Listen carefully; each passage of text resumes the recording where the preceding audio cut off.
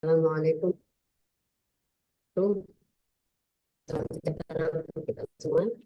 Yang terhormat Bapak Rektor UIN Bapak Prof. Ridwan MAG, Rektor UIN Saizu Purwokerto. Yang terhormat Bapak Dr. Johanjang dari Customer Konsultan ASEAN Superior. Yang terhormat Bapak Ibu dosen semuanya. Yang terhormat eh, teman-teman mahasiswa dari S1, S2, S3, dan teman-teman dari Tendik ya. Jadi ini ada Tendik, mahasiswa, dan dosen. Semua sivitas akademika Pak Johan. Udah kumpul di sini. Bismillahirrahmanirrahim. Alhamdulillahirabbil alamin. Wassalatu wassalamu ala asrofil anbiya'i wal mursalin. Sayyidina Muhammadin wa ala alihi wa ashabihi ajma'in. Alhamdulillah saat ini kita bisa menyelenggarakan pertemuan kedua dengan Elsevier, yaitu dengan tema mengenal lebih dekat jurnal predator. Karena beberapa kasus ini termasuk hal yang meresahkan kita, Pak Johan ya. Jadi ada jurnal cloning, jurnal predator, ada fake jurnal, ada apa lagi tuh. Ternyata musuhnya Scopus itu banyak sekali. Dan itu saya rasa Pak Rektor sangat merasakan ini beberapa teman-teman dosen yang nggak sengaja kepleset itu kan karena kita saat itu ya belum begitu mengenal. Saya rasa pengetahuan ini akan sangat penting. Oke, tidak memperlebar kata untuk pertemuan siang ini akan dibuka oleh Bapak Rektor sekaligus memberikan sambutan untuk kita semua di sore hari ini kepada Bapak Rektor Profesor Ridwan MAG, disilahkan.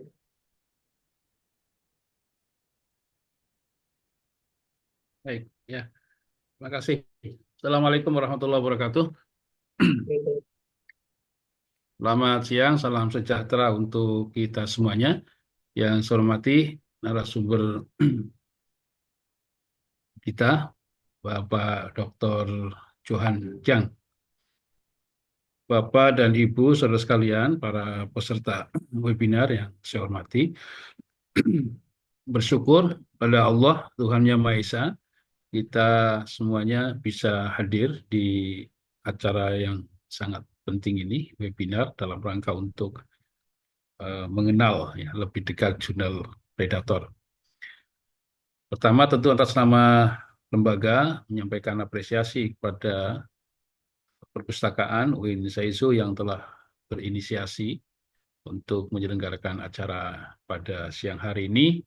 Dan terima kasih yang kedua sampaikan kepada Pak Johan Jang ya, yang telah juga menyediakan waktunya dan menyediakan diri untuk share pengetahuan, share pengalaman terkait dengan publikasi karya ilmiah di jurnal internasional bereputasi. Pada webinar terdahulu, kita sudah diantarkan oleh Bapak Dr. Johan Jang untuk mengenal lebih dekat tentang jurnal tentang bagaimana publikasi di jurnal internasional bereputasi Scopus. Nah, ini antitesanya ya, antitesa dari yang sebelumnya adalah kalau kita ingin sukses secara baik dalam kaitan dengan publikasi, ya tentu kita harus mengenal ya sisi lain dari perjunalan ini, gitu kan. Sehingga kita tidak masuk dalam jebakan predatory jurnal. Bapak dan Ibu yang saya hormati, kebutuhan untuk publikasi karya ilmiah pada semua tingkatan, apakah itu di jurnal yang berlevel nasional, kita mengenal ada Sinta, ya, Sinta itu sampai 1 sampai 6 gitu ya, yang merupakan satu rekognisi bagi pemeringkatan ya, kualitas jurnal oleh Kementerian Kemendikbud. Kita juga kemudian diarahkan untuk meningkatkan reputasinya di level internasional ya. Sehingga kemudian kita mengenal ada jurnal internasional dan jurnal internasional bereputasi. Nah, kebutuhan untuk publish di jurnal internasional tentu sebagai bagian dari ikhtiar kita untuk mempromosikan, mendesiminasikan hasil-hasil penelitian kita sehingga kemudian memiliki impact, memiliki dampak yang luas dan tidak hanya kemudian dibaca di level nasional tapi juga dibaca oleh masyarakat akademik internasional. Pada posisi inilah sesungguhnya ya reputasi seorang peneliti, ya, seorang dosen, ya, seorang ilmuwan itu kemudian eh, menjadi terukur. Artinya semakin banyak publikasi ilmiah, artikel ilmiah yang dihasilkan oleh seorang peneliti, seorang dosen di level internasional, apalagi bereputasi, itu artinya menjadi bagian dari reputasi akademik seorang peneliti itu, seorang dosen itu. Namun demikian, saya kira sebaliknya ya, kalau kemudian kita justru terjebak pada jebakan predatory jurnal, itu justru akan merusak reputasi juga, kan gitu ya. Jadi ini adalah dua sisi ya, yang kemudian harus dikenali. Alih-alih kita ingin menaikkan reputasi akademiknya di masyarakat internasional, malah kita kemudian masuk dalam jebakan yang justru kemudian mendegradasi, ya, mendegradasi reputasi itu, gitu kan. Nah, saya kira webinar pada siang hari ini menjadi sangat strategis, menjadi sangat penting ya, agar kemudian cita-cita kita untuk menaikkan reputasi, khususnya pada karya akademik kita itu ya, kemudian justru tidak kontraproduktif gitu kan. Nah, tentu berbagai literasi terkait dengan jurnal Predator inilah yang akan dikenalkan dan akan kita ikuti bersama-sama bagaimana cara mengenalinya gitu kan. Jadi eh, ya sesungguhnya memang ketika sudah masuk pada pada apa namanya soal publikasi ini ya, dalam hal tertentu tentu ini publikasi jurnal internasional bereputasi ini masuk pada dunia industri gitu kan. Karena di situ ada apa namanya? Ada persoalan bayar membayar kira-kira kan gitu kan dengan tarif tertentu, dengan jurnal dengan kualifikasi kuartil 1, 2, 3 dan 4 dengan reputasi yang ada lalu kemudian oleh para pengelola jurnal itu kemudian diberikan tarif. Nah, saya kira eh, ketika sudah masuk industrialisasi, lalu kemudian ya tentu berlaku apa prinsip supply and demand gitu kan. Jadi semakin apa namanya banyak permintaan itu artinya semakin menaikkan tuh, menaikkan apa namanya harga dan pada titik inilah ya para pemain-pemain yang mencoba untuk memanfaatkan peluang untuk mengkapitalisasi dalam untuk kepentingan bukan kepentingan akademik tapi kepentingan ekonomi yang sangat merugikan ini ya inilah pentingnya kita waspada itu kan. Ya, Bapak Ibu sekalian, ya sesungguhnya dalam kaidah-kaidah penulisan jurnal ya tentu kita sebenarnya terbiasa ya, terbiasa di level nasional ya. Kalau orang melakukan apa ingin apa namanya publish di jurnal di nasional, kita kan perlu submit itu kan. Dan saya kira ya, kita bersyukur di level nasional untuk jurnal-jurnal tertentu dengan kualifikasi Sinta 1, Sinta 2, Sinta 3, saya kira melalui proses-proses yang wajar ya. Ada submit, ada review, ada revisi, submit, review, revisi itu adalah sesuatu yang kemudian menjaga ya, menjaga kualitas sekaligus juga memastikan bahwa proses-proses ini adalah proses yang wajar gitu kan. Jadi seringkali kan kadang masuk di email kita itu tawaran yang fast track gitu kan. Nah, pokoknya sesuatu yang instan itu tidak beres lah kira-kira kan gitu ya. Nah, saya kira itu sih logika sederhana ya. Ya tentu nanti kita apa namanya perlu tahu ya. Saya kebetulan reviewer reviewer apa namanya pengusulan pangkat dosen sehingga kemudian terbiasa dengan apa dengan berbagai berbagai macam jurnal karakteristiknya, publishernya dan kemudian juga apa eh, bagaimana misalkan periode penerbitan dan kemudian berapa jumlah artikel yang dipublish dalam satu satu apa namanya satu edisi itu sesungguhnya juga sudah memberikan isyarat ya, isyarat kemungkinan tentang eh, ke apa ya kewajaran ya aspek-aspek kewajaran dari satu jurnal. Tapi kan tidak semua orang tahu, tidak orang semua tahu. Karena itulah acara hari ini siang hari ini menjadi sangat penting dan sekali lagi kami sampaikan terima kasih kepada Bapak Johan Jang yang telah mengeluangkan waktunya dan sharing pengetahuan, sharing pengalaman agar kita tidak menjadi korban, kira-kira tidak menjadi korban dari predatory jurnal. Terima kasih, saya kira demikian. Selamat mengikuti webinar pada siang hari ini kepada para seluruh peserta. Insya Allah dan saya yakin acara ini sungguh memberikan manfaat, khususnya peningkatan literasi dan apa namanya pengetahuan kita untuk mengenali jurnal yang sesungguhnya dan jurnal yang abal-abal. Saya kira demikian. Eh, Mari kita buka acara webinar pada siang hari ini dengan bersama-sama baca basmalah. Bismillahirrahmanirrahim. Assalamualaikum warahmatullahi wabarakatuh. Waalaikumsalam warahmatullahi wabarakatuh. Terima kasih sambutan yang sangat menggugah ya. Artinya beberapa keluhan-keluhan yang teman-teman dosen selama ini ada yang terjebak ke masalah rektor itu semoga tidak kembali. Dan pesan-pesan Pak Rektor tadi sangat dalam ya. Selain bermanfaat buat diri sendiri sebagai dosen kan tetap bermanfaat sebagai apa namanya Abi, institusi. Ya. orang dari sana, Oke, orang selanjutnya tapi hiji, oh hiji,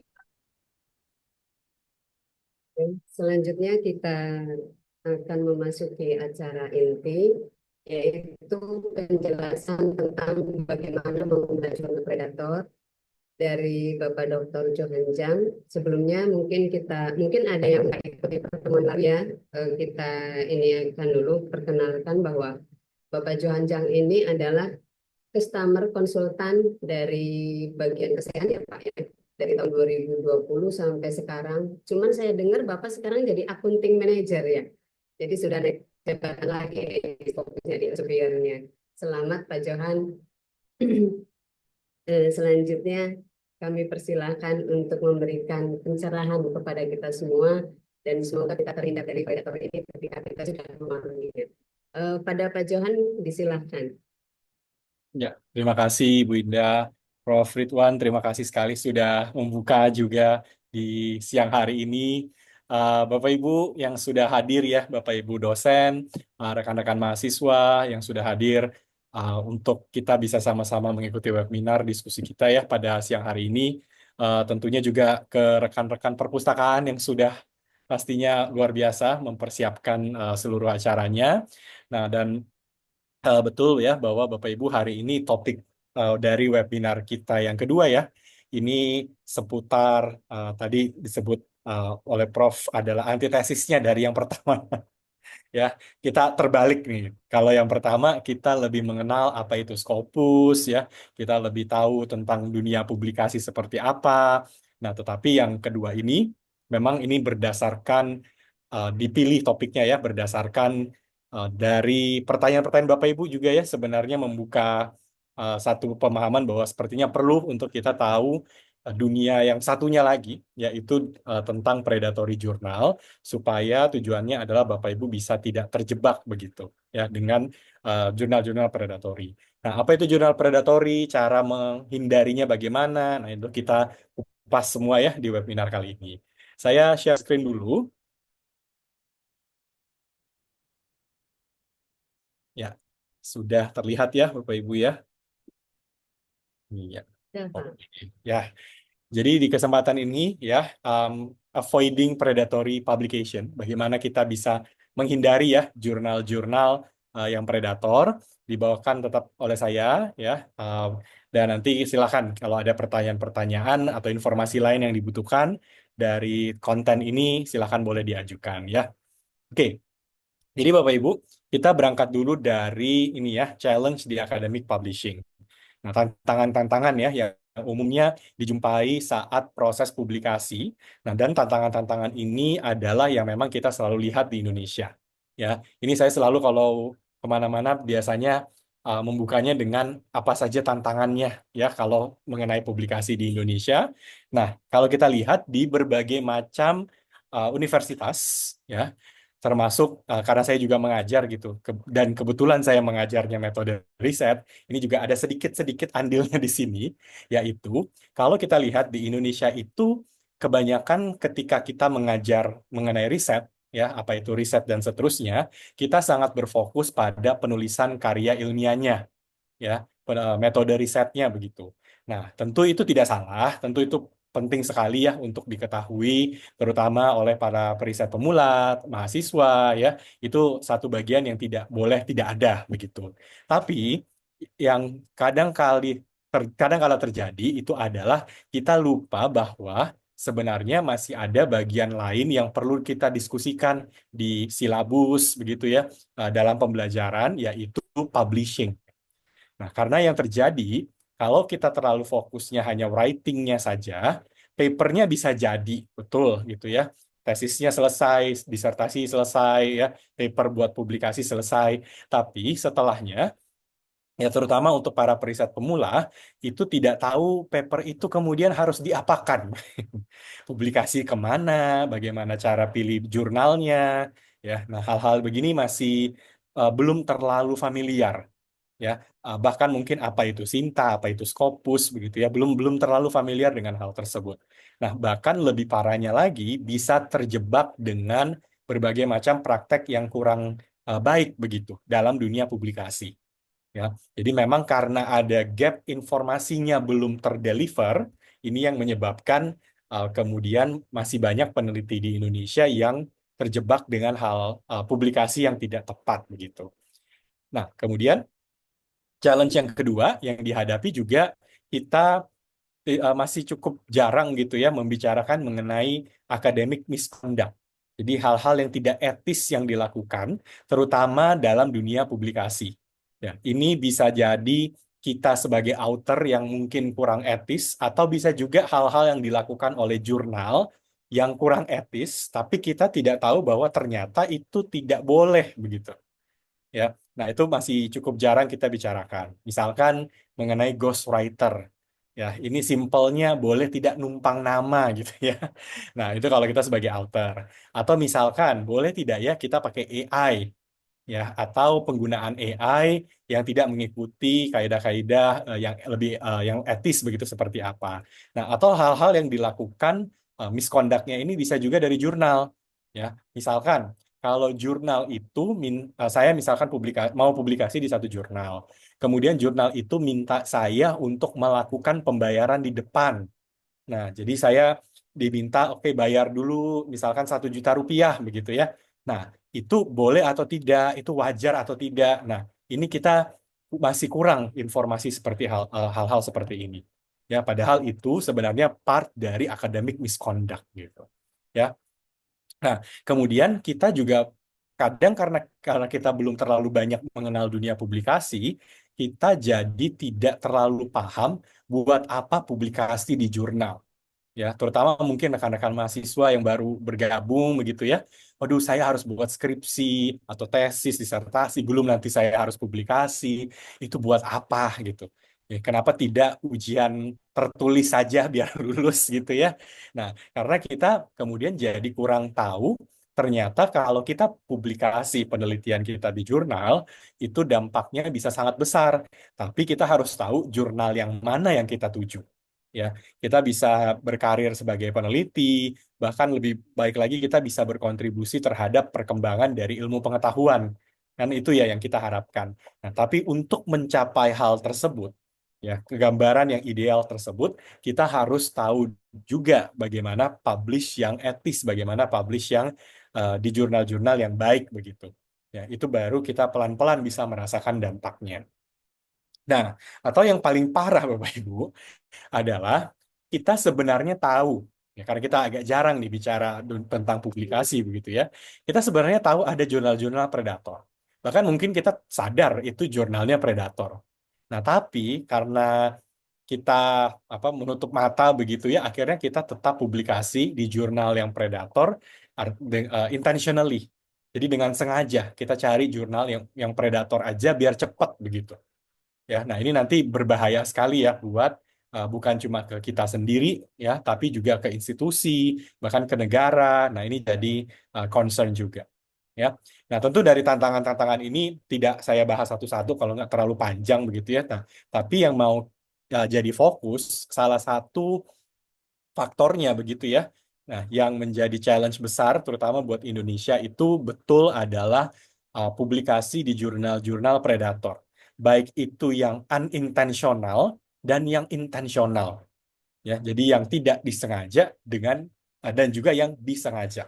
Nah, itu hal yang harus mau tidak mau kita bahas karena kenyataannya di Indonesia masih banyak sekali ya yang terjebak atau dengan sengaja melakukan hal tersebut. Nah, jadi Bapak Ibu, ini langsung sini ya. Nah, bagaimana kita menghindari begitu jurnal-jurnal predator ini?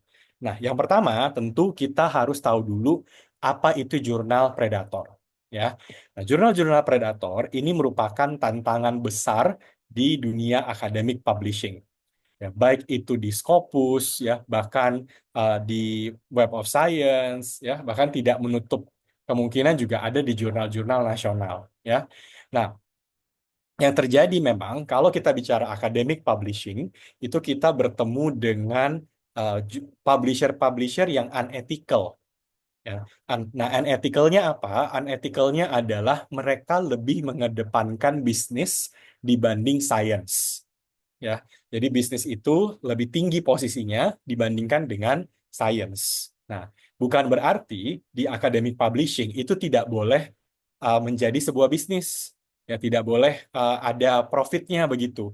Nah, itu boleh-boleh saja. Tapi posisinya tidak boleh lebih tinggi daripada kebutuhan sainsnya. Nah, kalau terbalik, artinya bisnisnya lebih penting daripada sains, yang terjadi adalah cara-cara praktek bisnis itu akan lebih diutamakan ya, untuk meningkatkan revenue, untuk meningkatkan bahkan profit dari perusahaannya. Ya, jadi sekali lagi perusahaannya tidak apa-apa, memang boleh punya profit silahkan, tapi jangan sampai untuk mendapatkan profitnya segala macam cara dilakukan. Dan cara-cara yang dilakukan itu kemudian setuju tadi dengan Prof ya bahwa ini mendegradasi sains gitu. Ya, membuat sains itu dianggap menjadi tidak penting. Padahal ya itu sangat bahaya kalau dilakukan. Ya, contoh ekstrim saja Bapak Ibu ya. Kalau saya punya sebuah jurnal dan saya sangat fokus pada bisnisnya, ya, terlepas dari kualitas artikel, benar atau tidaknya eksperimen yang dilakukan, ya, terlepas dari data-datanya sudah dicek atau belum, saya akan terima artikel sebanyak-banyaknya. Dan setiap artikel itu saya akan kenakan biaya. Ya. Nah, anggaplah biayanya 1.000 US dollar. Nah, saya akan terima misalkan 1 bulan ini saya akan terima 30 artikel. Berarti itu sudah 30 dikali 1.000 US dollar. Ya, belum nanti bulan depan, belum nanti kalau nilainya lebih tinggi gitu ya. Nah, terlepas dari kualitas artikelnya. Nah, tetapi dari katakanlah 30 artikel yang saya terima secara asal-asalan ini nih Bapak Ibu ya. Nah, ini akan dibaca oleh orang lain, dibaca oleh peneliti lain. Ya, bahkan dalam kasus-kasus yang bagus itu bisa jadi dibaca dan dijadikan acuan bahkan oleh perusahaan swasta gitu. Ya, oleh pemerintah dan lain-lain. Nah, mereka kenapa bacanya itu artikel penelitian ya bukan yang populer karena sains itu ya sudah melalui proses peer review, sudah ada proses yang ketat begitu sebelum diterbitkan. Nah, ini kan terbitnya palsu nih Bapak Ibu ya, tidak ada proses yang benar. Nah, kalau itu nanti dibaca ya oleh pihak-pihak ini, kemudian mereka anggap oh ini sudah benar begitu ya, ini sudah oke. Ya yuk kita lakukan kita buat produk misalnya atau kita buat policy, kita buat kebijakan. Ya, tapi sumbernya dari jurnal-jurnal predator. Nah, bayangkan efeknya bisa seperti apa. Ya, contoh yang sangat ekstrim itu kalau bidang medis. Ya, nggak mungkin kan kita mau ya kalau misalnya ya ada penelitian mengatakan bahwa saya menemukan obat untuk penyakit apa begitu. Lalu dipublikasi di jurnal Predator. Nah, kemudian ada perusahaan yang lihat, oh iya, ini bisa nih kita buat obatnya, kita produksi secara massal. Ya, nah itu kalau disebarluaskan ke seluruh umat manusia, terus ternyata obatnya salah atau tidak sesuai peer review kan panjang ya urusannya ya. Ya, sama misalkan di bidang engineering buat jembatan. Misalkan ada peneliti yang mengatakan ini rumus yang lebih pas untuk membuat jembatan untuk menahan beban sekian kilogram gitu. ya itu nggak di peer review, publish di jurnal Predator.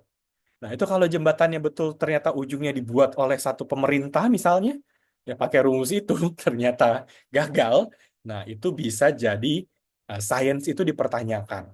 Buat apa kuliah gitu? Ya, kalau hasilnya ternyata bisa seberbahaya itu. Nah, itu contoh-contoh ekstrimnya. Ya, kenapa kita di Scopus kita sangat anti sama yang namanya unethical publisher, ya model-model predatory publishing seperti ini. Ya, nah jadi predatory jurnal, ya, main objektifnya ya itu adalah uh, mendapatkan uang, simple aja, Bapak Ibu. Ya, uangnya sebanyak-banyaknya. Scientific atau tidaknya sebuah artikel itu nggak penting, ya, yang penting publish. Oke.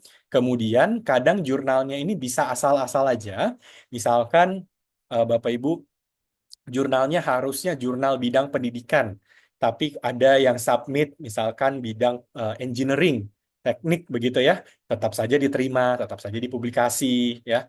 Nah, itu predatory itu. Oke. Nah, kemudian memang bisnis model dari predatory jurnal itu adalah satu kesalahan sistemik namanya publish or perish philosophy. Artinya publikasi itu memang harus, ya, tetapi kalau publikasi itu terlalu uh, banyak begitu, terlalu tinggi targetnya secara jumlah, itu jadi tidak masuk akal, dan akhirnya yang dicari itu adalah jurnal-jurnal predator. Contoh nih Bapak Ibu, saya pernah ketemu ada satu universitas ya itu meminta publikasinya memang ada target ya setahun berapa gitu. Itu nggak apa-apa, memang wajar begitu ya. Nah, tapi ini jumlahnya agak keterlaluan memang. Ya, itu sampai ditargetkan ada satu yang sampai minta kalau bisa 8 sampai 10 per tahun. Scopus Index. Ya. Nah, akibatnya ya stres juga ya sedosennya ya. Bagaimana caranya bisa dapat sampai segitu banyak dalam 1 tahun? Bukan tidak bisa, bisa sih bisa saja Bapak Ibu ya. Tapi kalau kita pukul rata semuanya harus seperti itu, yang terjadi adalah akibatnya banyak yang carinya jurnal predator. Yang penting publish ya karena terlalu tinggi ya target yang diterapkan. Ya, nah itu yang kejadian ya. Nah, kemudian predatory jurnal ini biasanya memang menargetkan para saintis, para peneliti yang butuh publikasi yang cepat. Ya, butuh publikasi yang cepat karena mereka sangat mepet begitu ya secara deadline-nya. Mereka hanya punya beberapa minggu ya untuk bisa publikasi penelitian. Nah, kemudian APC-nya juga, jadi Article Publishing Charge atau biaya yang harus kita bayarkan ke jurnal-jurnal ini, itu biasanya eh, ini kalau jurnal predator ya Bapak Ibu ya nanti bisa diperhatikan nilai APC-nya sebenarnya tidak terlalu tinggi kalau dibanding jurnal-jurnal yang sangat berkualitas ya. Jadi nilai APC itu cukup optimum lah ya, tidak terlalu tinggi, tidak terlalu rendah gitu ya, tengah-tengah aja. Nah, tapi yang jadi salah satu hal yang suka dilakukan adalah APC itu bisa diberikan diskon besar-besaran tanpa kejelasan kenapa. Ya, jadi kalau kita lihat misalkan, wah, APC-nya 2.000 US dollar, ya mahal nih, ya itu sekitar 33 juta begitu.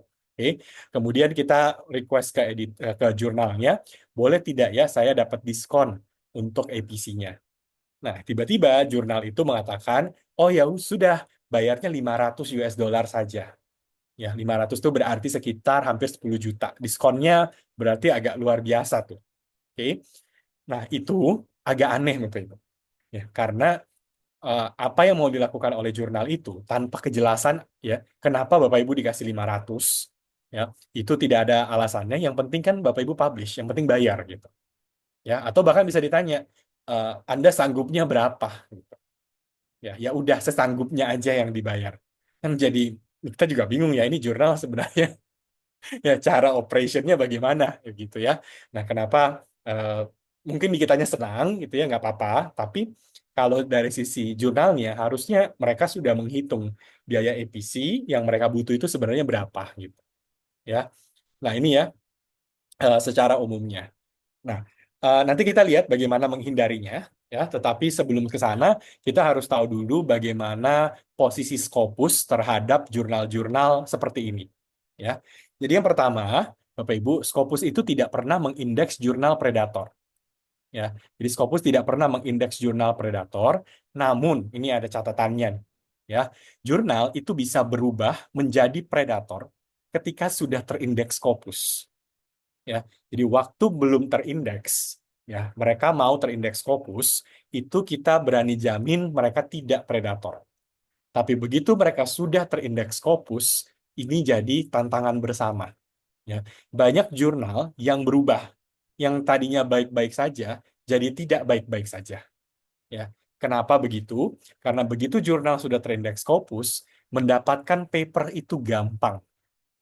Ya, jauh lebih gampang. Kalau dulu ya harus cari-cari gitu ya, siapa yang mau publish di jurnal saya gitu ya. Nah, begitu sudah terindeks Scopus, lo kok jadi banyak yang submit begitu. Ya. Nah, ini kadang membuat perilaku dari jurnalnya berubah. Ya, kemudian melihat, waduh, ini bisa jadi peluang bisnis yang sangat luar biasa begitu. Ya, tadinya katakanlah mereka hanya publikasi 10 artikel per volume, ya, kurang lebih 10 artikel lah. Tiba-tiba begitu sudah terindeks, ya, naik. Ya, pertama naik jadi 15. Ya, masih oke lah begitu ya. Kemudian naik lagi jadi 20 gitu. Nanti volume berikutnya tiba-tiba jadi 50. Untuk satu volume. Nah, itu sudah menjadi hal yang kita harus hati-hati. Ya, karena apa yang akan dilakukan oleh Scopus adalah kalau kita melihat ada keanehan-keanehan yang terjadi pada sebuah jurnal, maka Scopus itu akan melakukan discontinue dari jurnal. Ya, setiap bulan kita discontinue jurnal. Jadi kita bersih-bersih gitu ya dari laporan dari user, dari investigasi kita sendiri. Ya, kita akan cek apakah jurnal itu masih aman atau memang melakukan pelanggaran untuk predatory. Ya, dan kita selalu terima ini tiap hari ada ya laporan-laporan dari para peneliti. Ya, jadi kalau Bapak Ibu nanti ketemu ada satu jurnal yang ini sepertinya menunjukkan ciri predator, itu boleh di screenshot, boleh dilaporkan ke Scopus. Karena itu yang dilakukan oleh para peneliti di seluruh dunia. Ya, mereka melaporkan, oh saya dapat informasi seperti ini dari satu jurnal, ini jelas-jelas predator, ini masih terindeks Scopus. Nah itu dilapor, ya dilaporkan ke kami sehingga setelahnya jurnal itu terkena discontinue. Ya, kita tidak mau sampai di posisi di mana Scopus itu kemudian dipertanyakan begitu kualitasnya. Yaitu kenapa kita sering sekali bersih-bersih seperti ini. Ya, dan ini sejujurnya sangat merepotkan ya, karena kalau di Scopus ini akhirnya jadi satu departemen sendiri ini Bapak Ibu. Ya, ini orangnya juga banyak yang harus mengurusi. Sekarang di Scopus itu ada 28.000 jurnal. Jadi tiap bulan itu 28.000 jurnal, belum yang baru-baru tuh, itu harus apa nggak semua ya, tapi yang kita terima laporannya itu kemudian harus kita investigasi, ya, gitu. Nah, Bapak Ibu, ini adalah cara yang salah untuk mengetahui jurnal itu predator atau bukan. Ya, jadi cara yang salah gitu ya. Yang pertama, kalau Bapak Ibu mungkin pernah dengar Bealist, ya, ini adalah nama salah satu website. Ya, Bealist itu di websitenya itu adalah website yang menyediakan informasi potensial predatory jurnal. Ya, nah sebenarnya Bealist itu tidak bisa dikatakan salah 100% juga gitu ya. Kenapa? Karena kalau Bapak Ibu nanti buka websitenya ya, itu diinfokan di sana ini adalah list dari potensial predatory jurnal. Ada kata potensialnya. Nah, cuma kadang-kadang ya karena kita sudah hidup di dunia yang sangat cepat itu informasinya ya, kata potensialnya tiba-tiba hilang. Ya, tiba-tiba tersebar di WA group. Oh, ini list dari Bealist ya, jurnal-jurnal predator. Nah, padahal sebenarnya ya di Bealist itu sudah ada infonya ini potensial. Ya, ini menurut yang buat websitenya, sepertinya beberapa jurnal ini menunjukkan ciri-ciri predator. Tapi apakah benar? Belum tentu. Ya, nah tidak harus Bealist ya, tapi juga website-website lain. Jadi kalau Bapak Ibu googling ya, cari list jurnal predator dan seterusnya, ya itu jangan menggunakan website apapun kecuali scopus.com.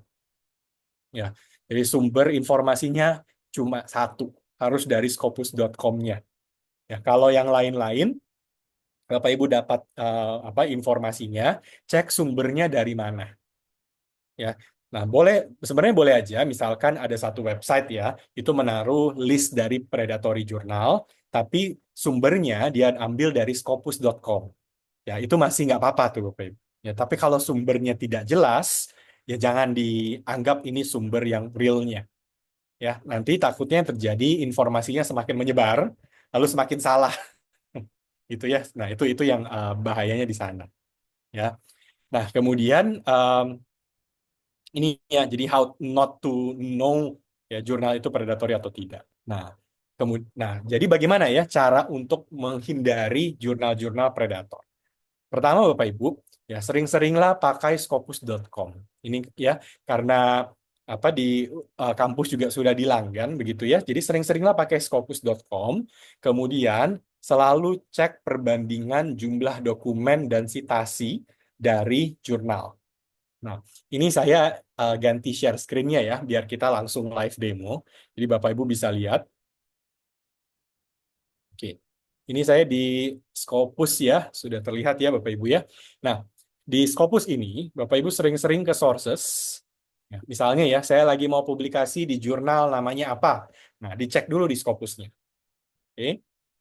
Nah, di sini nanti Bapak Ibu boleh ketik dulu nama jurnalnya apa. Di jurnal yang sudah ditargetkan, begitu ya. Nah, misalkan ini saya pakai jurnal yang saya ingat aja namanya ya. Misalkan begini. Oke, ini sudah ada infonya tentang jurnalnya. Ini tinggal diklik dulu. Oke. Nah, nanti kalau sudah, hal pertama yang Bapak Ibu lihat itu adalah ini, Bapak Ibu. Sorry, ini dulu, Bapak Ibu. Ya, ini. Ya, jurnal ini terindeks Scopus atau tidak. Ya, kalau kita lihat di sini, jurnalnya dari tahun 93 ya sampai sekarang itu masih terindeks Scopus. Kalau ada tulisannya discontinue, itu nanti ada infonya. Ya, coverage discontinued in Scopus. Nah, ini dulu ya, ini hal pertama yang kita cek. Ini paling gampang lah. Nah, tapi yang berikutnya, ya, ini untuk melihat jurnal ini aman atau tidak, adalah turun sedikit ke bawah, Bapak Ibu lihat ini, namanya site score. Ya, site score itu perbandingan antara citasi sama dokumen 4 tahun ke belakang. Ya, nah kalau kita lihat, yang bagus itu adalah jumlah citasinya itu harus lebih tinggi daripada jumlah dokumennya. Ya, jumlah dokumen ini boleh besar, nggak masalah, asal citasinya lebih besar dari dokumennya. Ya, nah ini udah ciri-ciri jurnal yang bagus. Lihat juga trackernya, Bapak Ibu. Ini kan data tahun 2023 ya. Nah, sorry, ini update-nya Mei 2024. Nah, lihat yang paling baru ini, 5 Januari 2025. Ini di-update setiap bulan ya. Yang baru ini juga punya kemiripan ya. Jadi jumlah dokumennya masih lumayan besar, tapi citasinya juga besar. Angkanya sih kebetulan sama. Ya. Nanti Bapak Ibu bisa coba lihat apakah jurnal ini, ya ini kebetulan kita dapatnya sama ya. Nah, bisa jadi ada jurnal-jurnal yang angka tahun 2024-nya itu tiba-tiba drop sekali. Ya, nah itu biasanya bisa coba untuk dihindari. Ya. Nah, selain yang ini, Bapak Ibu cek yang ini nih, Scopus Content Coverage. Nah, apa yang perlu Bapak Ibu perhatikan di content coverage-nya ini adalah berapa jumlah dokumen per tahun yang dipublikasikan oleh jurnalnya. Ya. Kalau kita lihat jurnal ini kurang lebih ya antara 3.000 sampai 4.000 sampai 5.000. Ya, range-nya antara hampir 4.000 sampai 5.000. Berarti sekitar ya katakanlah 4.000 sampai 5.000. Ya, itu 1 tahun. Berarti ya ini gampang aja nih Bapak Ibu ya. Kurang lebih dalam kalau dia anggaplah 5.000 begitu ya, itu kita tinggal bagi 5.000 dibagi 12. Ya, anggaplah bulan kurang lebih sekitar 400 lah ya per bulannya. Itu normal buat jurnal ini. Banyak ya 400 artikel per bulan ya. Nah, kalau kita lihat 2025-nya benar itu kurang lebih masih di 400. Ya di bulan ini sampai sekarang begitu ya. Nah, kalau Bapak Ibu nanti ketemu ini misal aja ya. Ini 2025 kan baru 1 bulan jalan seminggu ya, 1 bulan 1 minggu begitu. Nah, anggaplah ini 4.500, ini semuanya angkanya begini. Nah, kalau ini tiba-tiba nih Bapak Ibu ya, ini tiba-tiba udah 1.000 dokumen. Nah, itu yang harus mulai hati-hati. Ya. Karena kalau kita hitung rata-ratanya harusnya sekitar 400-an. Tapi kalau ini tiba-tiba loncat tinggi sekali, nah itu tipe-tipe yang kita mulai harus hati-hati. Kenapa jurnal ini tingkat penerimaannya tiba-tiba melonjak sekali. Nah itu ya, dari angka-angka ini aja sebenarnya sudah bisa mulai kelihatan. Oke. Nah kalau ini semuanya aman, ya udah begitu. Tapi bukan berarti selesai, Bapak Ibu ya. Ini kan gampang ya. Kita cuma lihat angka-angka seperti ini aja. Nah, tetapi tentu, sorry, saya pindah dulu share-nya ya. Tetapi tentu bukan itu saja, ya. Tapi first step adalah selalu cek di Scopus, ini masih aman, dan kemudian angka citasi dokumen dan per tahunnya itu berapa jumlah rata-ratanya, apakah masih kurang lebih masih mirip-mirip, ya. Nah, yang kedua adalah selalu cek aim dan scope. Nah, ini sifatnya mulai kualitatif. Kalau tadi gampang ya, tinggal lihat angkanya aja. Tapi kalau yang ini, ya Bapak Ibu setiap jurnal itu kan pasti punya aim dan scope-nya. Kalau jurnalnya jurnal pendidikan, ya publikasinya artikel pendidikan, ya sosiologi gitu ya. Nah, tetapi kalau jurnal yang predator, mereka meskipun ada aim dan scope, itu suka sekali publikasi di luar dari aim dan scope-nya. Ya. Nah, artinya waktu nanti Bapak Ibu buka website satu jurnal, baca dulu aim dan scope-nya apa. Misalnya ya, kalau jurnal ini water resource, ini tentang Tentang mesin-mesin alat-alat yang untuk air begitu. Ya. Nah, kemudian apa yang perlu dilakukan adalah buka ke artikel-artikel yang sudah pernah publikasi sebelumnya. Jadi yang volume-volume lamanya begitu. Ya. Lalu Bapak Ibu random saja, ya secara random saja itu di-download aja. Ya, beberapa gitu ya. Nah, itu dipilih aja beberapa random, Bapak Ibu download. Nah, kemudian apa yang dilakukan adalah coba cek apakah artikel-artikel tersebut itu berada di aim dan scope yang sama. Ya, kalau ini jurnalnya water resource, berarti harusnya tentang water resource. Jangan sampai tiba-tiba, loh kok muncul psikologi, gitu ya, nyasar itu jurnalnya. Nah, itu kita harus ceknya selalu seperti itu. Jadi sesuai dengan disiplin, bukan disiplin ilmu sih, sesuai dengan jurnal itu maunya publikasi di ilmunya apa gitu. Ya, dan mereka mengikuti apa yang mereka cantumkan di websitenya. Ya. Nah, ini sama ya, ini pernah kejadian di saya sendiri gitu ya. Jadi waktu teman saya ada satu waktu mau publikasi, saya background-nya di manajemen pendidikan begitu ya. Nah, sama, jadi teman saya satu kelas di manajemen pendidikan, itu publikasinya dia diterima di satu jurnalnya terindeks Scopus ya. Nah, kemudian dia tanya ke saya, ini saya diterima di jurnal ini, kira-kira oke atau tidak ya. Waktu saya cek jurnalnya, itu jurnal sebenarnya tentang imigrasi ya. Nah, jadi jurnal itu tentang imigrasi. Cukup spesifik ya secara aim dan scope-nya. Kemudian saya tanya ke teman saya gitu. Ini karena saya belum baca penelitiannya, saya cuma tanya, ini penelitian kamu tentang apa imigrasi gitu ya, pendidikan apa gitu ya, nggak nyambung nih di otak saya gitu ya. Nah, terus dia bilang, oh bukan, ya saya penelitiannya tentang kepemimpinan kepala sekolah. Ya kan nggak nyambung ya. Terus kok diterima gitu. Nah, akhirnya kita coba buka ke jurnalnya, saya cek ke artikel-artikelnya, dan ternyata memang jurnal ini terima dari macam-macam. Ada di situ engineering, ada agriculture tiba-tiba gitu ya, ada biologi, ada pendidikan, campur semua, padahal jurnalnya bukan mengenai bidang ilmu tersebut. Akibatnya, ya teman saya bilang ya jangan gitu ya, jangan publikasi di sana, udah tarik aja gitu ya. Nah, karena bahaya. Tapi yang dia lakukan, dia tetap publish tuh Bapak Ibu. Nah, yang terjadi 1 bulan kemudian jurnalnya discontinue, ya karena ya udah ketahuan lah itu sangat tidak sesuai dengan apa yang harus di publish, gitu ya. Nah, kecuali ada pengecualian, ya kalau Bapak Ibu ketemu jurnal multidisiplin, nah itu semuanya oke, nggak masalah. Ya, tapi ini sedikit memang jumlah dari jurnal multidisiplin. Contoh kalau di Elsevier itu yang paling terkenal namanya Helion. Ya, itu jurnal terima semua disiplin ilmu. Nah, kalau udah begitu itu nggak apa-apa. Ya, oke.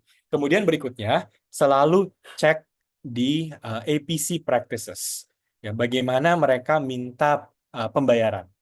Jadi kalau di jurnal memang ada jurnal-jurnal open access ya, di mana jurnal-jurnal open access itu akan ada APC-nya, ya.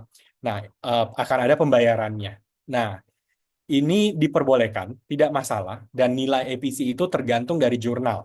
Ada yang murah, ada yang harganya seperti beli mobil gitu ya. Nah, jadi range-nya tuh sangat jauh lah begitu ya, dari yang murah sekali ya sampai bisa sangat mahal sekali. Nah, itu kita bebaskan ke jurnal. Terserah jurnalnya mau kasih harganya tuh berapa.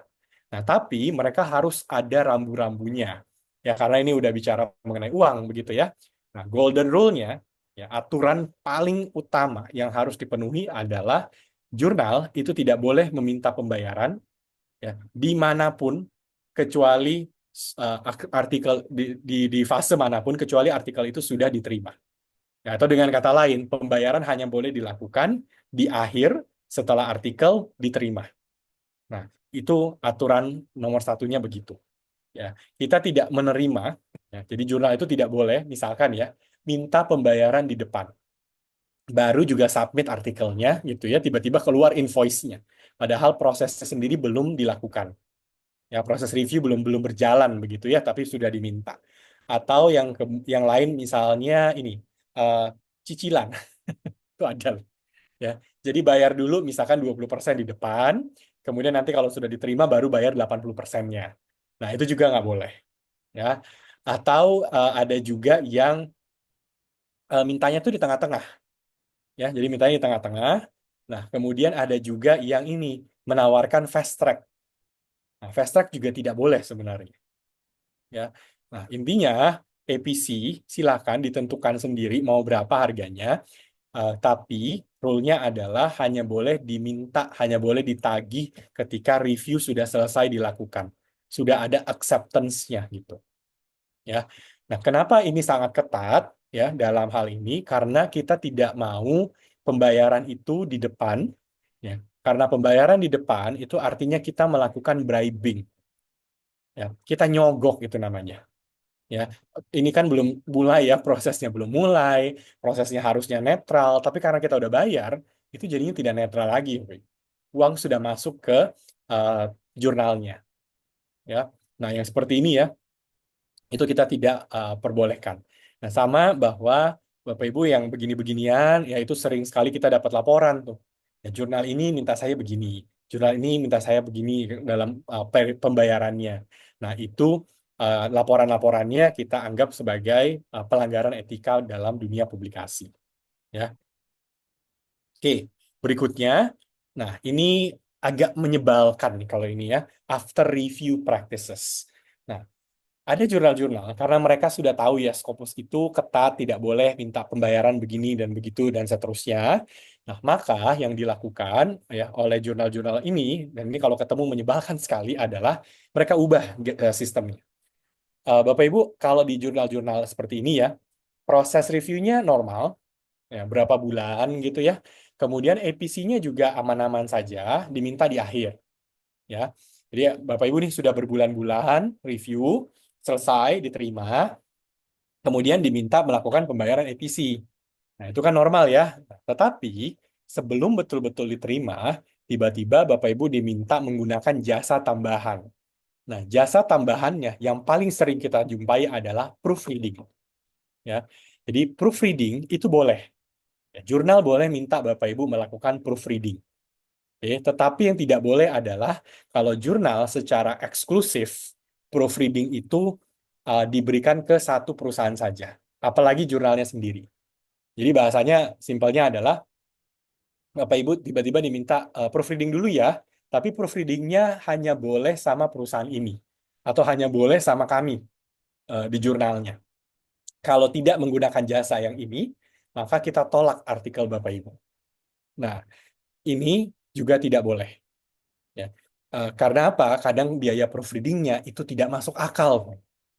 Ya. Nah, ini artinya sama saja biaya APC-nya itu tidak dinaikkan, tapi ditukar masuk ke proofreading. Dan proofreadingnya bentuknya wajib. Nah, kalau tidak begitu, langsung ditolak. Itu juga tidak boleh. Ya. Boleh kalau jurnal minta, tolong proofreading ya, ini rekomendasi. Saya rekomendasi ada 5 atau berapa begitu ya untuk jasa proofreading. Tapi ya mau di luar ini juga silakan terserah. Nah itu ya nggak apa-apa, Bapak Ibu. Ya, jadi itu ya tidak boleh secara eksklusif meminta harus sama providingnya sama siapa gitu. Ya. Nah berikutnya ini juga ya kita harus cek kalau jurnal yang bagus mereka itu punya namanya publishing practices ya praktek-praktek publishing dan aturan-aturan dari jurnal terhadap praktek-praktek ini. Contoh yang paling sering ya. Nanti waktu Bapak Ibu buka website satu jurnal, coba dicek aturan-aturan jurnalnya itu lengkap nggak, banyak nggak Bapak Ibu? Ya, kalau jurnal yang bagus di bagian aturan-aturannya itu biasanya panjang banget. Ya, contoh yang paling umum yang sekarang kita jumpai adalah generative AI. Misal nih, ya, ada artikel publish di jurnal itu, kemudian ketahuan bahwa artikel itu menggunakan generative AI. Nah, jurnal yang bagus itu ada aturannya. Ya. Terus apa yang akan dilakukan oleh jurnal tersebut kalau ketahuan ini pakai Gen AI? Ya. Atau ini contoh lain lagi ya, ini beneran nih ada nih begini Bapak Ibu ya. Kalau author dan co-authorsnya berantem gitu, ribut. Ya, itu ada tuh. Misalnya artikel udah publish. Kemudian co-authorsnya merasa, tunggu dulu nih, ini kok dipublish yang versi ini, saya nggak setuju yang dipublish versi ini. Harusnya kan yang ini. Terus mereka ribut sendiri. Dan mereka email-emailan ke editornya. Ya. Nah, mereka email-email ke editornya dan minta editornya untuk melakukan editornya jadi penengah begitu. Apa yang harus dilakukan dalam kasus seperti ini. Nah, jurnal-jurnal yang bagus itu ada aturan-aturannya. Tapi kalau jurnal yang ketahuan sekali ini apa lebih mementingkan bisnis, yang beginian nggak ada sama sekali. Ya, kita juga jadinya bingung. Kalau nanti ada kasus apa, ini jurnal akan melakukan apa ya? Ya, jadi itu juga kita bisa cek ya, apakah memang jurnalnya punya aturan-aturan yang lumayan lengkap. Funding source misalnya. Ya, kita dapat dana hibah. Dana hibahnya misalkan dari kampus sendiri. Nah, bagaimana kalau kasusnya adalah Bapak Ibu lupa mencantumkan nama pemberi dana hibah? Ya, boleh nggak disusulkan nantinya misalnya gitu ya. Nah, itu harus ada aturan di jurnalnya. Caranya bagaimana, prosesnya apa gitu. Oke. Nah, kemudian ini yang paling umum ya. Waktu menunggunya harus masuk akal. Ya, masuk akal itu kalau di jurnal-jurnal Scopus itu memang bisa membutuhkan waktu berbulan-bulan. Ya, ada ya kalau bagus banget jurnalnya mungkin lebih dari 1 tahun. Ya, nah tapi umumnya memang pasti akan memakan waktu berbulan-bulan. Kalau terlalu cepat itu yang aneh. Ya, 1 minggu misalkan 2 minggu selesai, atau ada yang hitungannya cuma hitungan hari. Ya, baru submit besok tiba-tiba sudah dapat info. Ya, tolong benarkan ini aja typo-typo. Kemudian tiba-tiba berapa hari kemudian, oke silahkan. Ya, sudah accept. Kan kita juga bingung nih, cepat ya. Nah, itu juga kita harus hati-hati karena memang mau tidak mau jurnal itu ya perlu waktu berbulan-bulan memang. Ya. Kenapa begitu? Karena saat ini ya di dunia publishing demand-nya lebih tinggi dari supply. Jauh. Ya, jadi jumlah yang submit artikel ke jurnal-jurnal Scopus itu jauh lebih banyak daripada jurnalnya sendiri gitu. Ya. Nah, ini yang menyebabkan antriannya panjang banget, Bapak. Gitu ya. Nah, itu ya jadi antriannya yang sangat-sangat panjang sehingga apa namanya? Ya mau nggak mau kita harus menunggu di antrian tersebut. Ya. Oke. Berikutnya ya cek juga ini editornya ya, editor sama co-editor, terutama editor in chief, ya, yang paling atas tuh namanya ya editor in chief-nya. Nah, apa yang perlu Bapak Ibu lakukan adalah copy paste aja namanya, ya, cari ini orangnya ada atau enggak. Di Scopus boleh, ya, di website kampusnya juga boleh. Misalnya di situ ditulis ya apa si Bapak atau Ibu ini dari kampus ABC. Bapak Ibu cari ke kampus website kampus ABC ada nggak nama orang ini gitu. Ya, ini memang jarang sekali kita temukan. Ya, tapi pernah ada kejadian-kejadian di mana jurnal itu mengganti nama editor in chief-nya. Ya, dan itu ya nggak apa-apa gitu ya, silahkan mengganti nama editor in chief. Nah, tapi waktu kita cek editor in chief-nya, nama tersebut ya, kita googling biasa, itu nggak ada orangnya, Bib. Kita bahkan sampai kontak ke kampusnya. Ini manusianya ada atau tidak gitu ya. Ternyata nggak ada. Nah, kan kita jadi bingung ya. Terus ini siapa? Ya, kenapa tiba-tiba muncul nama tersebut? Ya, jadi memang kita perlu melakukan pengecekan seperti ini. Ya, ini jarang sih kejadiannya ya. Nah, lalu berikutnya, kalau jurnalnya ada kata internasional atau global begitu ya. Nah, coba dicek apakah artikel-artikel yang dipublikasikan sebelumnya itu berasal dari banyak negara. Ya, sama seperti proses yang tadi, kita skimming aja. Kita buka jurnalnya, kita lihat-lihat list dari artikelnya. Bapak Ibu klik-klik aja beberapa artikel ya, coba dibaca sekilas. Tapi yang mau dicari tahu sekarang adalah apakah penulisnya itu berasal dari berbagai macam negara. Ya, itu kalau yang internasional. Oke. Tapi ada juga jurnal-jurnal yang katakanlah Asian Journal. Misalnya Asian Journal of ABC gitu. Nah, kalau depannya Asian, berarti ya penulis-penulisnya harusnya hanya datang dari Asia. Ya, kalau tulisannya Asian yang nulisnya semua dari Afrika, ya kan kita bingung ya. Ini Asianya di mana gitu. Nah, atau ada juga jurnal-jurnal Indonesia yang juga terindeks Scopus. Jadi misalnya Indonesian Journal of apa gitu. Ya. Nah, itu berarti harusnya yang publikasi itu kan dari Indonesia. Ya, dan itu boleh ya. Kalau di Scopus itu tidak harus semua jurnal itu internasional. Boleh aja lokal gitu ya. Nah, tapi kalau jurnalnya Indonesia, lalu dia publikasinya rata-rata dari negara lain, nah itu juga jadi membingungkan. Ya, jadi match antara apakah ini internasional atau ini regional atau ini lokal begitu. Ya, nah itu yang kita harus cek. Oke. Lalu berikutnya ini gampang ya, yaitu setiap jurnal ya, itu kan ada publishernya. Misalnya ini nama-nama jurnal ya. Nah, Bapak Ibu bisa lihat ini ada logo publishernya. Ya, misalnya logo Elsevier gitu ya, itu pasti ditaruh di sana gitu. Nah, jurnal-jurnal lain juga sama. Ya, mereka kalau part dari sebuah publisher yang lebih besar, maka logo-logo dari publishernya itu seharusnya juga muncul. Ya. Nah, yang terakhir itu adalah ini Bapak Ibu. Jurnal itu ya biasanya punya website masing-masing ya. Jadi setiap jurnal punya websitenya sendiri. Nah, tapi biasanya link ke website dari jurnal itu akan ada di publisher juga. Nah, kita harus cek apakah betul jurnal itu ya ada juga di website publishernya. Misal aja ya Bapak Ibu. Salah satu jurnal Elsevier namanya The Lancet. Ya. Nah, The Lancet itu punya website sendiri. Ini thelancet.com, ini Bapak Ibu buka ke sana gitu ya. Nah, itu websitenya website sendiri dari jurnal tersebut. Oke. Nah, tapi kalau Bapak Ibu buka elsevier.com-nya, kemudian cari The Lancet-nya, The Lancet itu juga bisa ditemukan di elsevier.com-nya. Ya. Nah, jadi memang ada ini ya, apa sih jurnal itu part dari publisher apa gitu. Ya, ini kalau kita bicara yang lokal, misalkan Bapak Ibu bisa lihat, katakanlah di satu universitas mereka punya portal jurnal.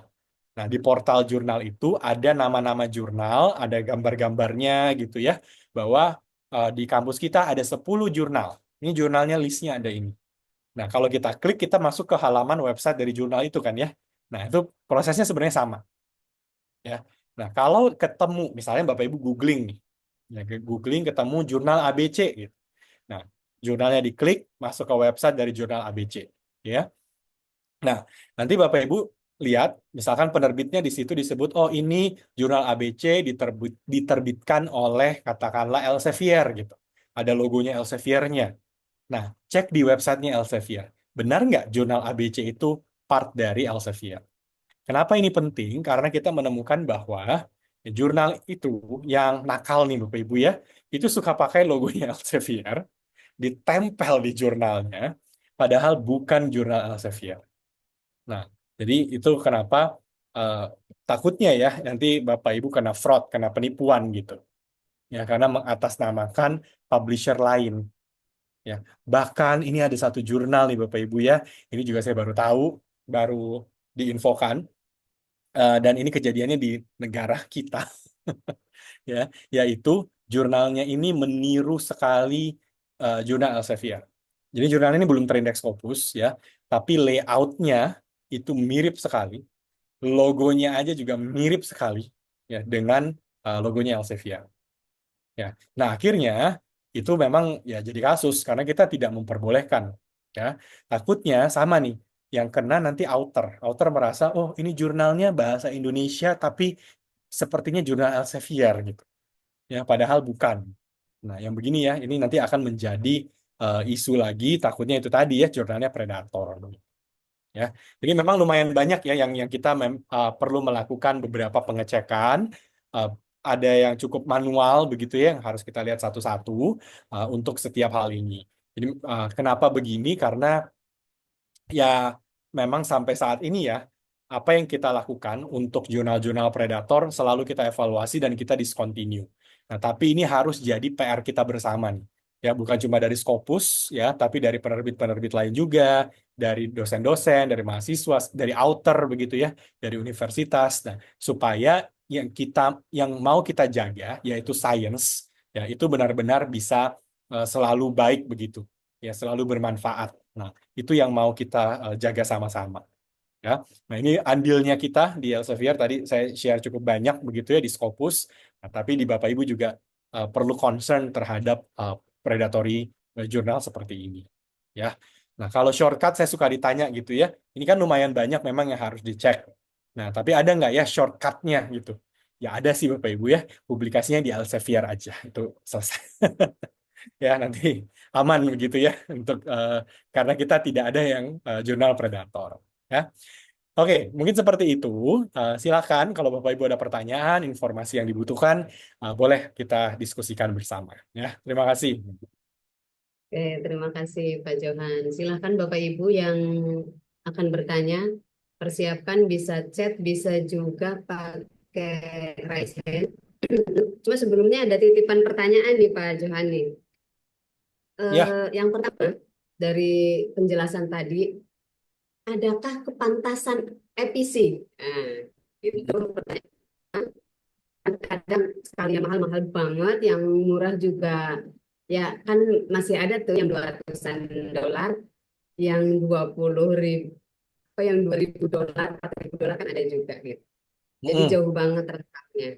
Nanti kepantasannya itu seperti apa? Terus yang kedua, berapa persen penggunaan AI generatif yang apa ya, diperbolehkan, dimaklumkan gitu. Karena kan nggak mungkin bersih banget juga kayaknya ya Hmm. di Ya, ya. apa, dikti juga kan udah ngeluarin tuh semacam menggunakan AI yang beretika seperti itu.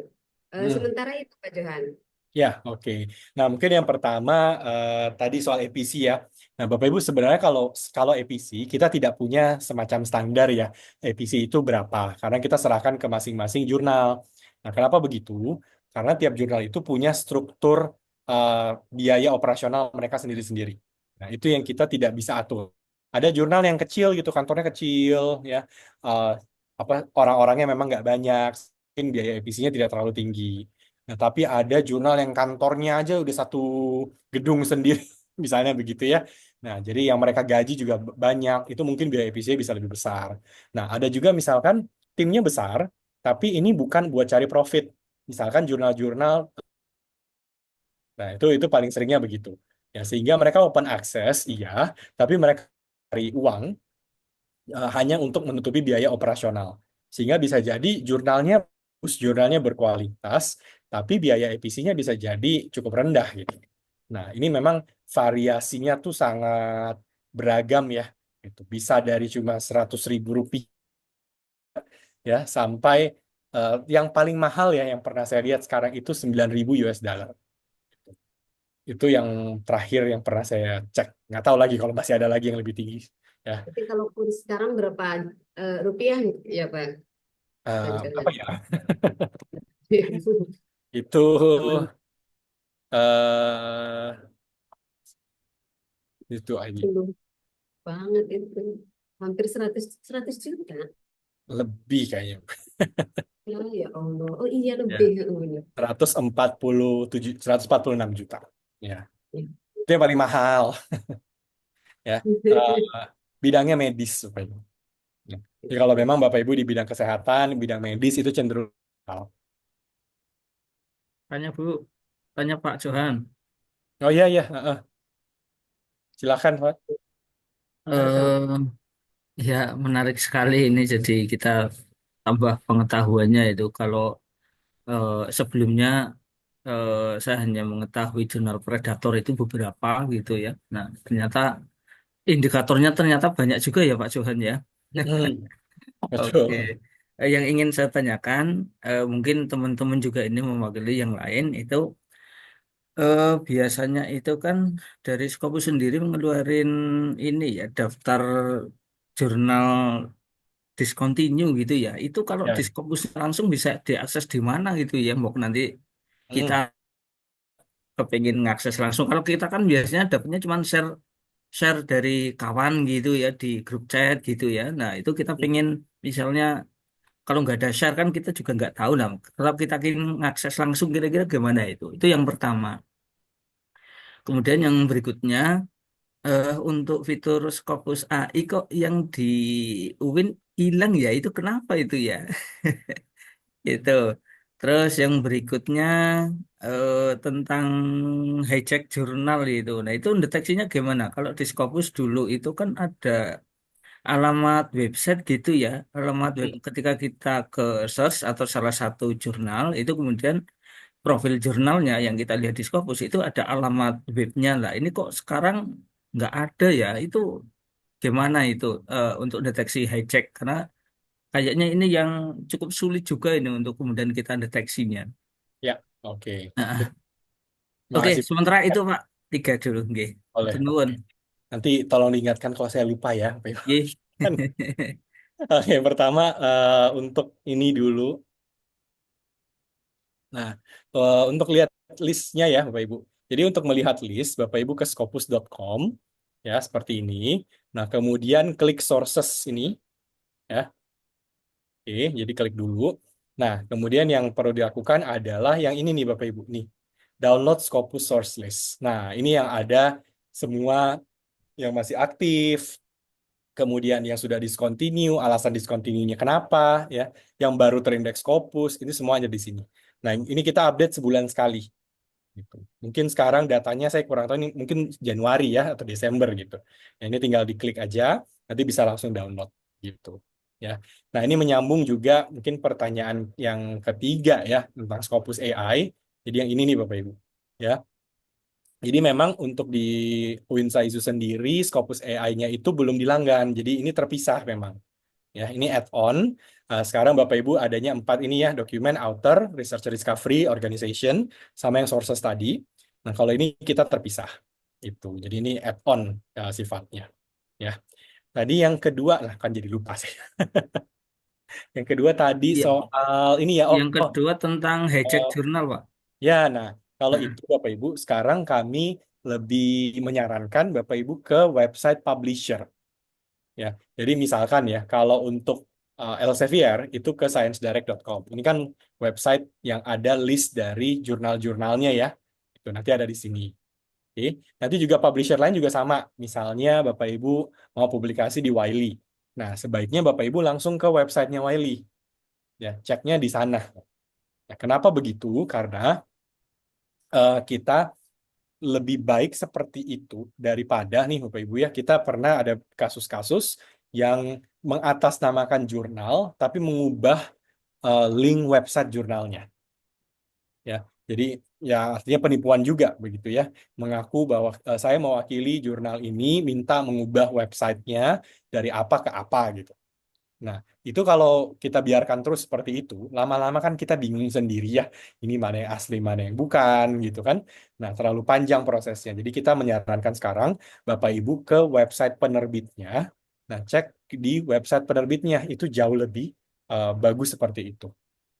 Ya, jadi kalau ke Wiley, ke websitenya Wiley. Kalau Bapak Ibu di TNF, Taylor Francis, ke Taylor Francis, gitu.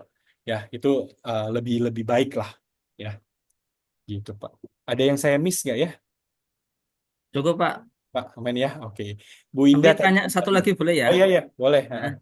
Nah, ini kan produk dari Elsevier kan juga ada Simago JR ya. Nah, itu posisinya seperti apa ya Pak ya? Boleh minta penjelasan karena katanya itu kalau mau cek jurnal yang discontinue atau tidak itu daripada ke Simago JR mending langsung saja di Scopusnya gitu. Hmm. Itu kan kalau yang punya premium, tapi kalau yang enggak kan ke Simago JR katanya itu rumornya itu kalau Simago JR itu kurang up to date. Betul Ya, atau seperti apa itu posisinya Pak? Minta penjelasannya. ya. Makasih. Sip. Ya Pak, kalau Skimago itu sebenarnya bukan bagian dari Elsevier, tapi kami menyuplai data ke mereka. Jadi mereka itu adalah lembaga non-profit. Lembaga non-profit yang mereka melakukan pemeringkatan jurnal juga. Jadi di Scopus juga ada ya Q1 sampai Q4, di SGR, di Skimago juga ada Q1 sampai Q4. Nah, tapi mereka punya hitung-hitungan yang berbeda dengan Scopus. Nah, itu kenapa? Nanti kalau Bapak Ibu cek di Scopus ya sama di Skimago, ada kemungkinan ya, jurnal itu bisa beda kuartil. Ya, karena pakai rumusnya beda. Jadi Scopus itu pakai rumus namanya side score, kalau di Skimago pakai rumus namanya SGR. Nah, eh, kita bukan kompetitor Bapak Ibu ya, karena ini lembaga non-profit. Nah, mereka melakukan pemeringkatan dengan rumusnya mereka. Tetapi yang menjadi kelemahannya Skimago itu adalah update-nya setahun sekali. Nah, jadi update mereka itu biasanya bulan antara April atau Mei. Kalau saya nggak salah ya April atau Mei begitu. Nah, mereka baru update. Tapi apa yang mereka update itu adalah berdasarkan data tahun lalu di Scopus. Ya. Nah, lalu ketika sudah diupdate, posisinya adalah semua jurnal yang mereka update itu akan bertahan selama 1 tahun, kuartilnya tidak berubah. Ya, selama 1 tahun sampai tunggu updatean berikutnya. Tapi kenapa kadang disebut agak terlambat begitu ya datanya? Karena di Scopusnya sendiri itu update-nya sebulan sekali. Nah, itu yang kadang-kadang menyebabkan jurnalnya katakanlah sudah naik sebenarnya Q-nya atau turun Q-nya, tapi di Skimago-nya tidak berubah datanya. Ya. Nah, artinya bukan berarti di Skimago itu salah ya, cuma update-nya karena cuma setahun sekali, sementara perubahan itu sebenarnya bisa tiap bulan. Nah, inilah akhirnya terjadi perbedaan data. Jadi bukan salah sih Bapak Ibu, tapi lebih ke perbedaan data. Itu Terlambat, posisinya Skimago di sana. Ya. semacam terlambat update ya. Iya, betul, Bapak Ibu. Ya, Bu Indah Ini tadi soal AI ya. Nah, kalau soal AI, Bapak Ibu, ada ini, pertanyaan yang mirip dari Prof. Suparjo, Pak Johan sebentar. boleh, silakan. Mirip sama Pak Warto yang tadi nomor 2. Ini Prof. Suparjo juga menanyakan bagaimana cara membedakan jurnal tidak terindeks yang namanya mirip dengan jurnal yang terindeks.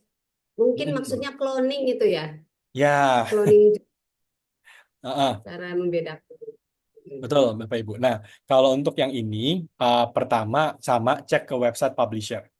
Ya, publisher lebih besarnya begitu ya. Nah, ada tidak nama jurnalnya. Kemudian Bapak Ibu juga bisa cek ISBN.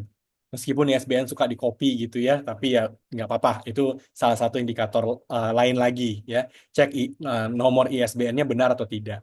Nah, yang paling terakhir, jalan terakhir adalah Bapak Ibu boleh ke help chat-nya Scopus. Ya, itu kita nggak bisa jamin pasti dapat jawabannya. Ya, umumnya sih jawabannya cek publisher. Sama tuh Bapak Ibu. Ya, karena publisher itu paling tahu tentang jurnalnya mereka sendiri. Ya. Nah, tapi Bapak Ibu bisa ya ke helpline ya. Anggap contoh aja ya. Ketemu ada jurnal namanya Journal of Clean misalnya di Elsevier tuh Journal of Cleaner Production. Lalu mereka bikin nih Journal of Cleaner uh, Journal of Cleaner Productivity atau apalah begitu mirip-mirip lah namanya. Ya. Terus kita bingung ya, ini yang mana yang punya Elsevier? Ya, belum lagi yang palsu ini juga mirip-mirip lagi ya. Nah, itu Bapak Ibu ke Elsevier helpline-nya gitu. Jadi bukan ke Scopus helpline-nya, tapi ke Elsevier helpline-nya. Nah, di situ kita bisa tanya, saya ketemu nih ada jurnal ini, nah saya bingung ini yang mana, nah tolong dipandu gitu. Nah, mereka ya, akan kasih tahu ya ini yang benar yang mana, begitu. Ya. Oke, ini ada satu lagi yang raisen. Bu Uus silahkan open mic. Ya, terima kasih Bu Indah, terima kasih eh, Pak Ronald. Saya ingin bertanya, sebenarnya sangat menarik sekali ya materinya. Tapi yang saya tanyakan itu ini, seandainya ada jurnal itu yang model apa namanya subjeknya itu ada yang tidak melalui OJS-nya, dikatakan OJS-nya sedang rusak atau sedang di maintenance gitu. Jadi lewat email. Tapi kemudian lewat email tuh dalam waktu cepat gitu ya, bahkan mungkin kurang dari 1 bulan, bahkan 1 minggu itu sudah ada notifikasi atau bahkan sudah loa gitu langsung terbit itu tidak baik warning, atau sebetulnya ada juga jurnal yang memang betul-betul jurnal apa namanya Index Scopus, tapi model submitnya pakai email. Gimana Pak? Mau Ya, terima kasih oke. Kalau ini sebenarnya kami sangat tidak menyarankan Bapak Ibu ya, jurnal-jurnal yang mintanya tuh pakai email. Nah, kenapa? Karena nanti ini sebenarnya agak aneh juga ya. Eh, akan sangat sulit untuk si editornya nanti bikin laporan, Pak Ibu, report-report ya. Dan kalau nanti bukti-bukti yang diminta oleh Scopus segala macam itu di email semua, nah itu akan sangat-sangat merepotkan untuk pengelola jurnalnya. Ya, jadi kita sangat tidak menyarankan kalau mintanya pakai email. Ya, kalau soal OJS-nya lagi bermasalah atau apa ya itu kan urusan jurnalnya ya, untuk bisa memperbaikinya sesegera mungkin gitu. Tapi kalau saya lebih memilih menghindari karena betul ya kita nggak tahu persis. Bisa jadi memang betul OJS-nya lagi bermasalah lalu mintanya email untuk kali ini gitu.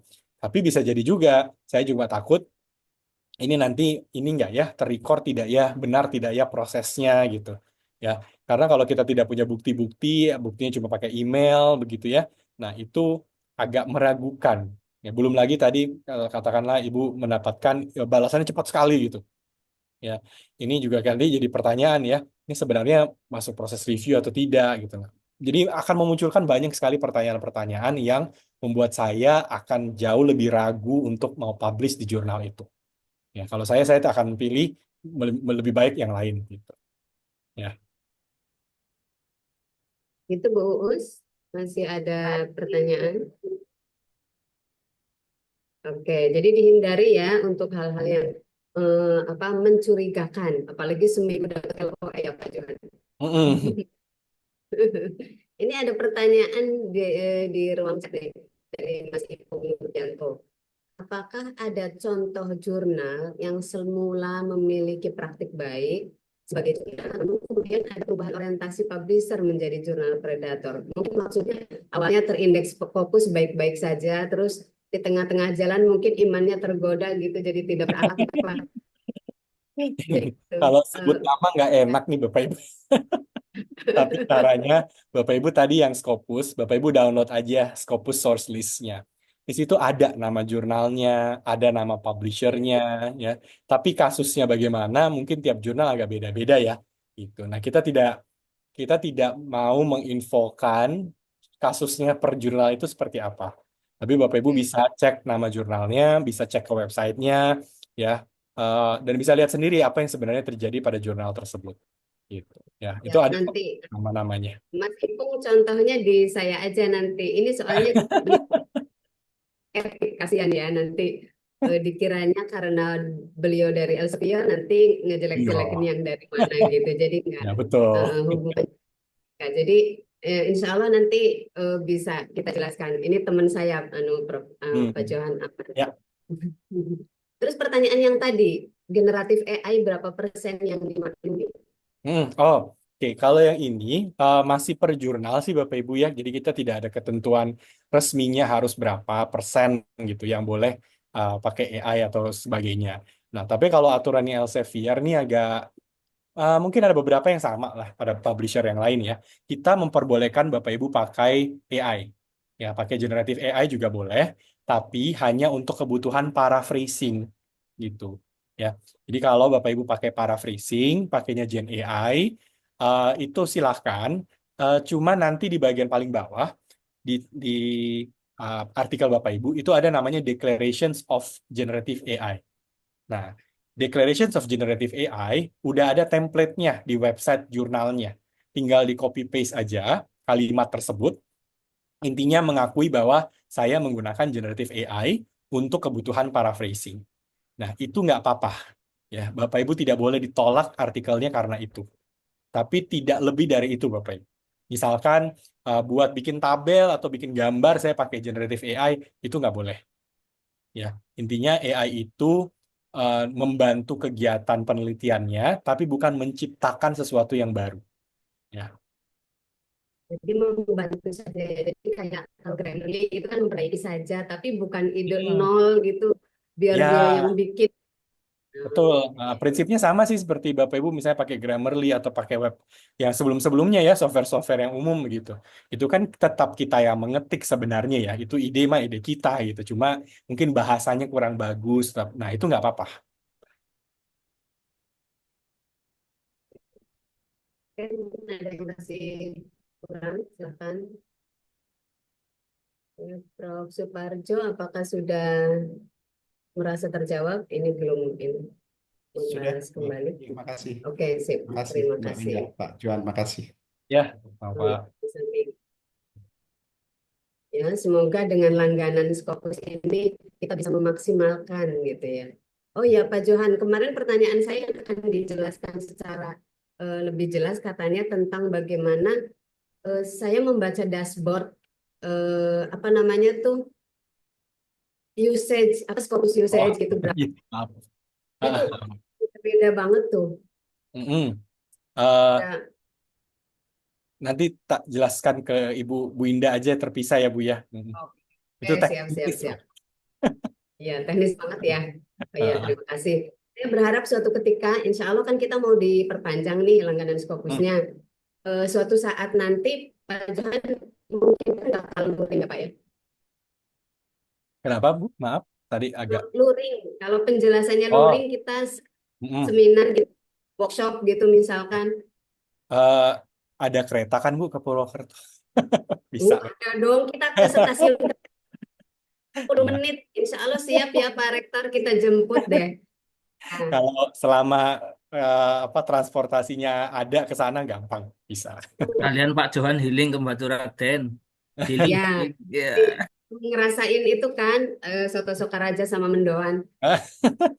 Ya, Duh, mendoan lagi saya paling suka tuh. Oh, aman. Ya. Ya, insya Allah kita mau memperpanjang dan kami berharap suatu ketika nanti ada pertemuan luring sehingga apa namanya pertanyaan dosen itu lebih langsung gitu loh. Misalnya saya kasus begini langsung langsung apa ya, nah praktikal gitu bahwa ya udah kita tinggal langkahnya ini dan gitu nanti langsung bisa dipraktekin gitu. Lebih apa namanya ya lebih mengena biasanya lebih fokus kita juga lebih hadir gitu ya kalau misalkan luring gitu. Dan secara apa namanya kita kayaknya lebih kena aja gitu kalau klasikal itu juga kan lebih ini daripada jarak jauh seperti ini walaupun insya Allah kita juga ini serius semua Pak dari tadi nyaris nggak ada yang geser kecuali beberapa yang karena mengeluh sinyalnya lagi lemot aja. Terima kasih banyak. Ini kalau tidak ada pertanyaan Bapak Ibu pas banget waktunya sampai waktu puasa. Semoga kapan-kapan Pak Johan kita bisa todong lagi untuk mengisi acara-acara di Indonesia itu sesuai keperluan Bapak Ibu dosen. Silahkan ngasih masukan ke perpustakaan untuk selanjutnya kita bisa mengadakan pertemuan-pertemuan bermanfaat seperti ini. Adapun apa namanya ringkasan dari pertemuan ini saya pikir tidak perlu saya ringkas, udah jelas dari tadi ya. Dan saya juga udah share ininya materinya. Nanti juga ada rekamannya di YouTube-nya Perpustakaan Indonesia Purwokerto. Terima kasih banyak. Saya perlu closing statement kayaknya nih dari Pak Rektor dulu, habis itu Pak Johan. Silakan Pak Rektor untuk memberikan satu apa semacam penyemangat gitu di akhir acara. Ya, ya mengenali jurnal predator saya kira menjadi penting agar kita tidak menjadi korban. Gitu kan. Yang kedua, jangan gadaikan reputasi akademik kita itu ya hanya untuk kepentingan sesaat sehingga kemudian kita masuk di predatory jurnal ini. Saya kira itu. Terima kasih. Terima kasih Pak Johan. Ya. Oke, berikutnya Pak Johan. Ada pesan-pesan. Ya, ya mirip sama Prof. Ridwan ya bahwa Bapak Ibu Indonesia itu kalau kita lihat masih menjadi target ya dari jurnal-jurnal predator. Jadi satu-satunya yang bisa menghentikan itu tentunya adalah kalau kita sudah aware, kita tidak mau publikasi di jurnal predator, nanti juga pergi sendiri. Ya, nanti juga akhirnya nggak laku juga. Ya, dan akhirnya di poin seperti itulah kita akan melihat kualitas penelitian di Indonesia itu semakin lama akan semakin baik. Nah, kita mulai Amin. sama, termasuk juga rekan-rekan mahasiswa. Ya, terima kasih. Amin. Terima kasih. Berarti kata kuncinya kita semua aware. Bagi yang belum mengisi daftar hadir, silakan mengisi daftar hadir. Terima kasih Pak Rektor, Pak Johan, Bapak Ibu dosen semua, Bapak Ibu Randy, teman-teman mahasiswa S1, S2, S3, terima kasih. Wallahul muwaffiq ila aqwamit thoriq. Wassalamualaikum warahmatullahi wabarakatuh. Assalamualaikum warahmatullahi wabarakatuh. Terima kasih Bapak Ibu. Terima kasih Bapak. Ya, Sama-sama, makasih Pak. Thank you.